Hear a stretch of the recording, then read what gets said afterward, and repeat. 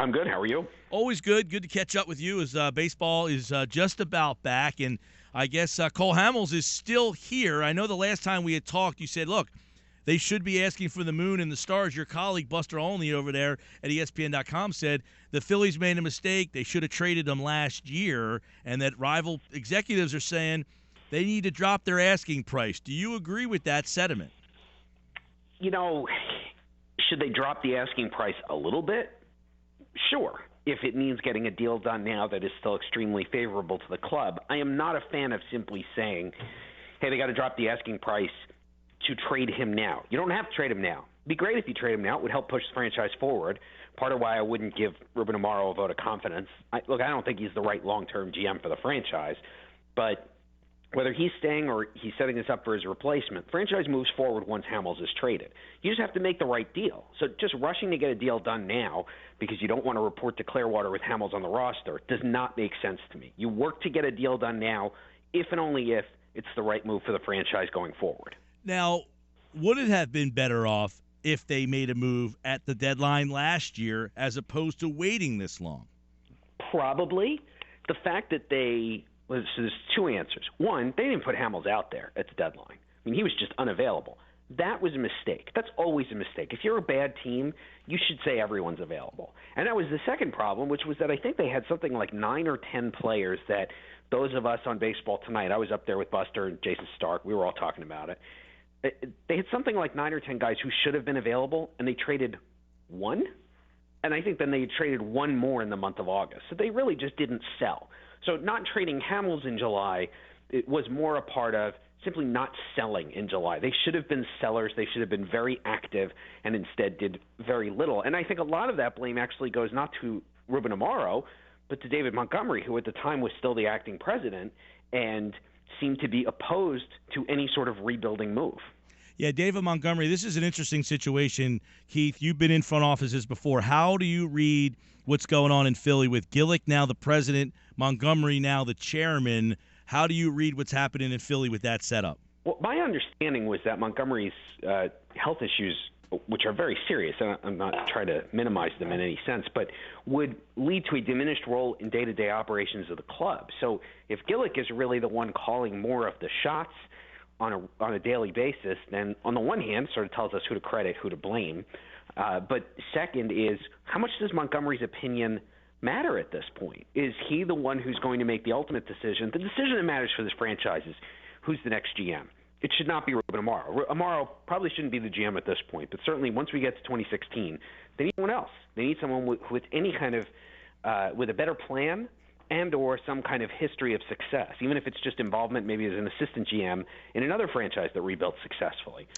Ruben Amaro has none of that. And so I'm much more curious what Pat Gillick thinks, what his plans are going forward, than Montgomery's, because I don't know that Montgomery has the same kind of hiring and firing authority he had previously. Keith Law's with us here looking at the Phillies. Keith, you know, that's funny because that's exactly what Montgomery kind of said yesterday. He said if Pat Gillick spends an entire year or two close with Ruben, I think we'll have a very good idea how effective Ruben is, and collectively a decision will be made. The question would really be, hasn't Gillick and this group been around Ruben? Hasn't he had enough chances to figure out what kind of GM he is? This was a championship quality team that is now in the ruins. Well, it's been kind of a straight line descent, right? This club is not, it's not like there was a bounce back. They've been worse more or less every year since Pat Gillick stepped down as GM and gave Ruben Amaro the core. They won the pennant the next year, and then it just got a little worse, a little worse, a little worse. And on balance, the on-field moves by Amaro have not worked out. Ultimately, as a GM, you should be judged by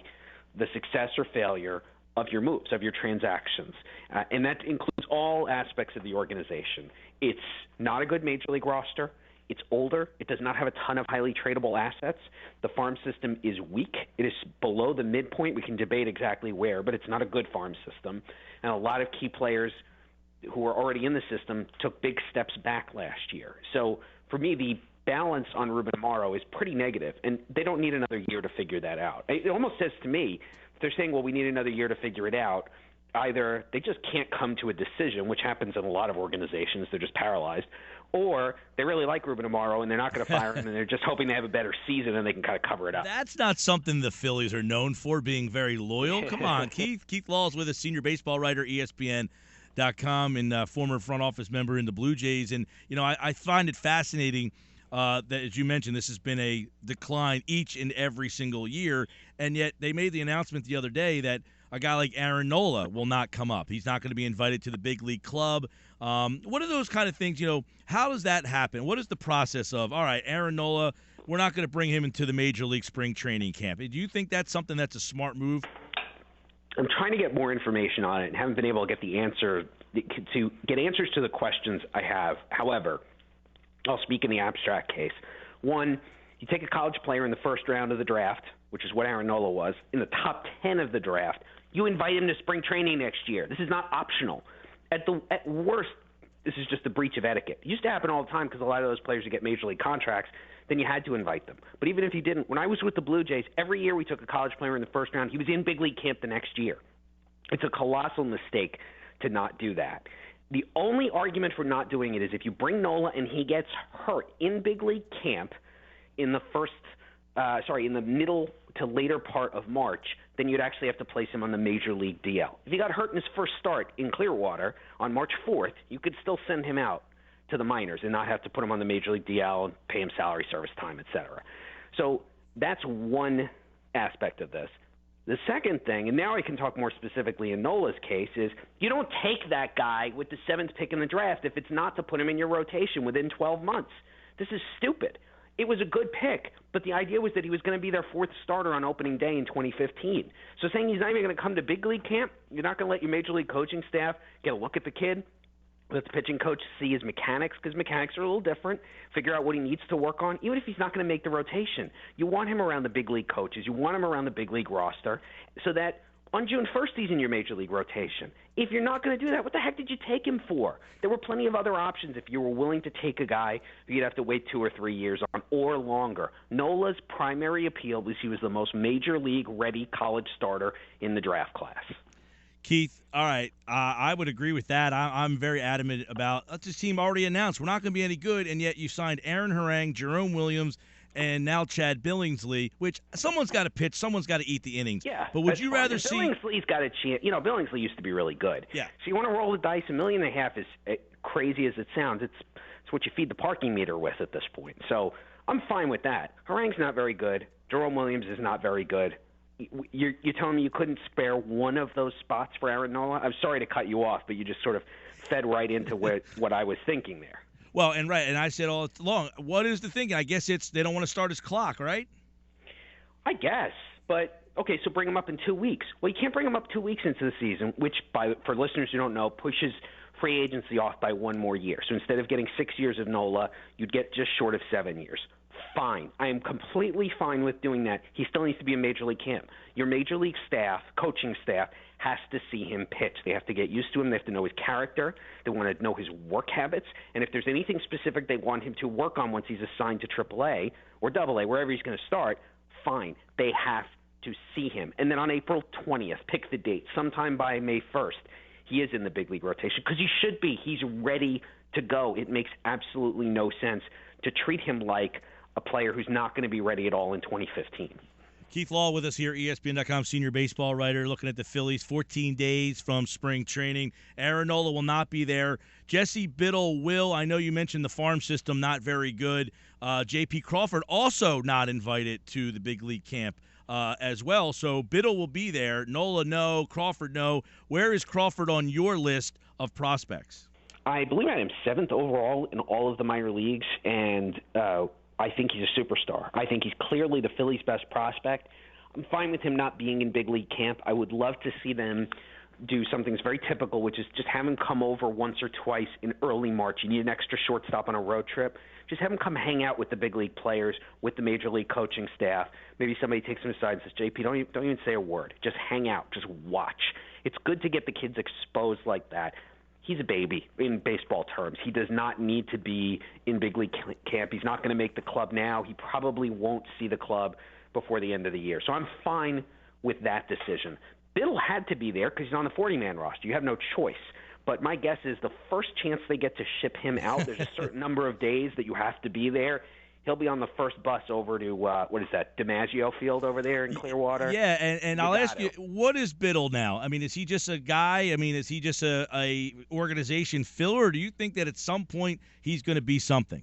He's not filler, because that would sort of imply that there's just no hope.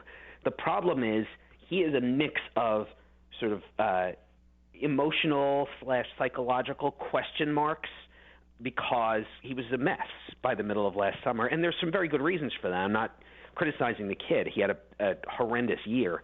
And his stuff has just backed up. It's not what it used to be. So it's not clear he's really fully healthy. It's not clear he has the confidence or whatever other sort of psychological strengths he would need to be able to succeed as a prospect. They did the right thing putting him on the 40-man roster. Somebody else would have taken him because he used to be good. Somebody else would have said, we'll take a shot at this guy. Right. So roll him out there, send him back to Double-A, baby him if you have to. Get him into situations where he can succeed and see if you can start to build him back up. This is almost like you would handle someone who's had a complete breakdown, gone to zero, and said, we're just going to build your confidence back up first as we try to build your arm strength back up. Because he was one of the top 100 prospects in baseball 2 years ago. It's hard to believe it's gone this far this fast, but I think you have to maintain hope because he's already in the organization. Keith, let's look at Papelbon here. Ruben Amaro said he thinks Papelbon probably will be a Philly when spring training opens. You know, the Brewers, it sounds like, have had some interest, but they say, look, they're asking for too much. If he ends up here to start the season, is that a fail? Yeah, I would say it's probably a fail because ultimately I think if you're the Phillies, you just want to move the contract. The closers who are paid that much don't have trade value. So it's one or the other. Either you say, we'll pay all the salary and take a prospect or two, which would be totally fine.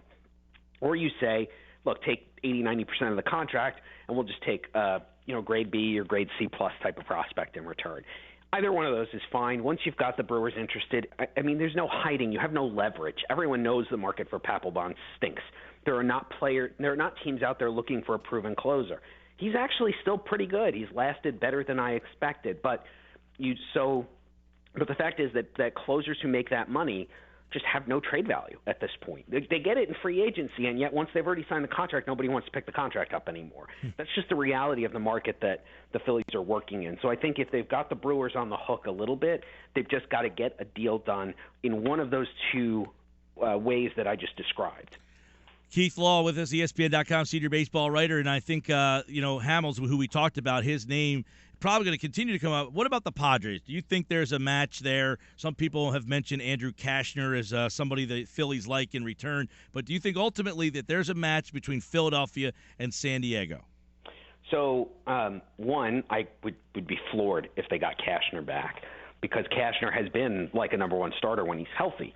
He's also hurt all the time, which is a separate issue, but certainly the upside is there. I think the Phillies would love to get Cole Hamles, and they're hoping they can get him for 70 cents on the dollar. You're not going to get full price if you deal him to the Padres. I think you use the Padres to try to drive up the price from someone else, but I just don't see them overpaying. They've been so adamant about not giving up the players they see as their top three prospects.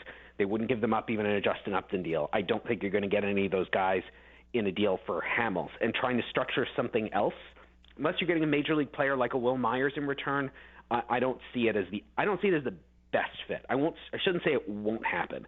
I just think they'll probably get a better deal from someone else. Now, there are a couple other teams mentioned in this, obviously, but at this stage, 14 days before many of these teams go, you've been in front offices. Are your budgets, I mean, is that a factor in this at all, or is it, hey, if we can get this guy, we get him. I don't care if we got to change our budgets and all this kind of stuff at this stage. I mean, you're so close to going to Florida or Arizona. I think at this point, if you think Hamles is the player that puts you over the hump, you're a 88-win team on paper, and he replaces whatever your fifth starter is, and suddenly you're a 92-win team, you just do it. You find the room in the budget for that player because the gain is there. Those extra 4 wins, going from 88 wins to 92 wins in a playoff berth, probably generates enough extra revenue to justify the financial cost. Now, it may not justify the prospect cost, but just in terms of the money that he's owed, he's still really good, and he's shown himself to be very durable. And I think the impact from him is immediate, and you can feel good about him holding his value for the remainder of the contract. So I think, it's easy for me to say it's not my money, but I think you make the room for this guy. This might be the only difference maker who's still out there. I'd pay more for him, be more willing to make the room for him than I would for Jamie Shields. Reports that the Phillies want Blake Swihart from Boston. Is that something that you would also be floored by if they were able to pull off a deal such as that? Hey, I love Blake Swihart. I'd be thrilled. I had him as 10th best prospect in baseball. I think I had him as best catching prospect in baseball. I think he's still getting better. If you get him, I would put it this way. If he headlines the package, I'm not that concerned about what else comes over. You'll get other players, but you build the whole thing around Swihart. I have a feeling that the Red Sox are saying anyone but Swihart. You want Henry Owens? We'll do Henry Owens. But no one else from the farm system. Everyone else in the farm system is available except Swihart. And I would probably say the same thing in their shoes. I think he's special. We're talking with Keith Law here, MLB, getting ready to start here in just about 2 weeks. Every team will be heading to Florida or Arizona. Phillies 14 days away.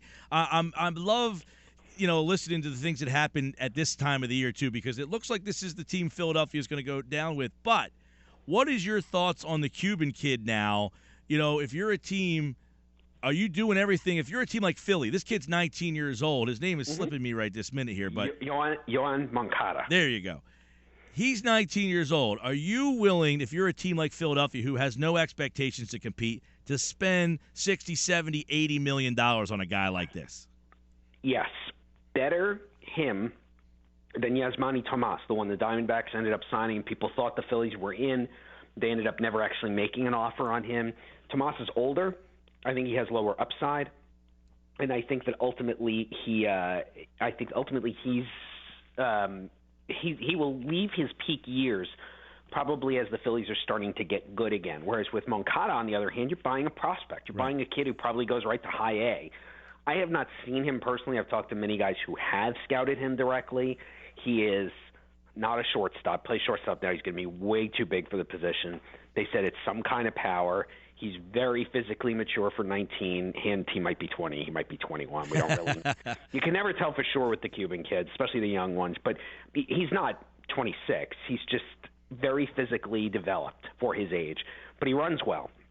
Good enough athlete that a lot of people think he stays somewhere on the dirt. I think at worst he goes to right field. Everyone thinks he's going to hit. He's going to hit for power.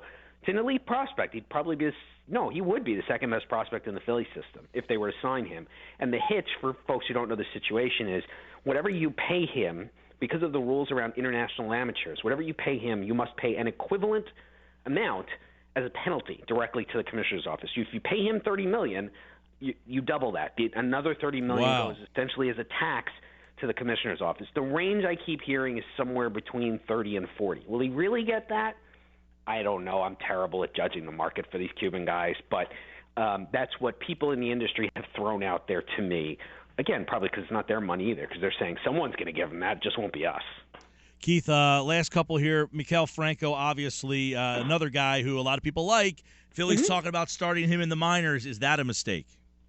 No, not a mistake. I think he's got a couple of critical things to work on. For him, it's pitch recognition. He may not get better at that till he gets to the big leagues. I don't know. His recognition of balls and strikes, off-speed stuff is not great. He's a good bad ball hitter, so he doesn't strike out a lot. But you want him to be able to get into better counts and then to sort of know what he's hunting for at the plate, to get himself into the right situation to get something to drive, because he does have legit power. And the defense. And I think the defense can get better basically anywhere you want as long as you have the right coach there. So if the Phillies feel like they got a AAA coach who can work with him, especially on his footwork at third base, he's always going to have slow feet. So it's about getting him into the right position so his first step is as quick as it can possibly be, given that limitation. That can be anywhere. I mean, you could work on that in extended spring training if that's where the right coach is. So I would say as long as they feel like their AAA coaching staff is ready to work on that, then it's fine for him. He doesn't have to be in the big leagues right away. I would expect him to play at least 100 games in the majors this year. All right. And then, obviously you mentioned Ruben should not be the guy for the long term here, but no Hamles, no Papelbon. Those guys are still here. Do you like the job, though, he's done in this particular offseason, basically phase one of the Phillies rebuild? Oh, I do. No, I think he's done a much better job, actually. He's finally started to flip some of those assets. You needed to – obviously, Jimmy Rollins had to agree to it, but you had to do something with him to get him off the roster, to create to make it younger, to create room to run some other players through there, and actually to trade him just before the the trade value went away entirely. And within those limitations, I thought they did pretty well. I think in general he's done well at moving the guys who were probably a little easier to move. Now he's got the two tricky ones. Papelbon, because the market's so limited, and Hamles almost just as tricky because the market is so big, and you just can't screw it up. You don't want to get too little for a once-in-a-decade type of trade opportunity like that. And, I would withhold judgment. I think it's unfair to say, he's done a bad job or he's failed so far. If he trades Hamles before opening day and gets the big return that he's been holding out for, then good for him. Then I think that would be the capper on what will have turned out to be an excellent offseason. All right, we'll ask you one big league question here that has a little bit to do with the Phillies. Better staff, the Phillies, 4 aces with Halladay, Lee, Hamles, and obviously Oswalt, or this Washington team? Who's going to have the better rotation? I probably would say the Phillies, that Philly staff, but it's all about strikeouts now. Games change so much in 5 years, and that staff, it'd be hard to see anyone striking out more batters than that Washington rotation does this year. And the interesting thing is they're 6 deep essentially with Rourke. They have a record for fewest innings thrown so far this century, because it feels like every one of those guys can go 7 or 8 on a nightly basis. It's going to be fun to watch them like it was fun watching the Phillies aces. By the way, that year they had Vance Worley, who pitched really well and got himself dealt, and had a pretty decent year last year as well. All right, Keith Law, everybody. Don't forget, follow him on Twitter at Keith Law for more on the Major League Baseball season. It's always good to catch up, Keith. Thanks so much. Yeah, my pleasure.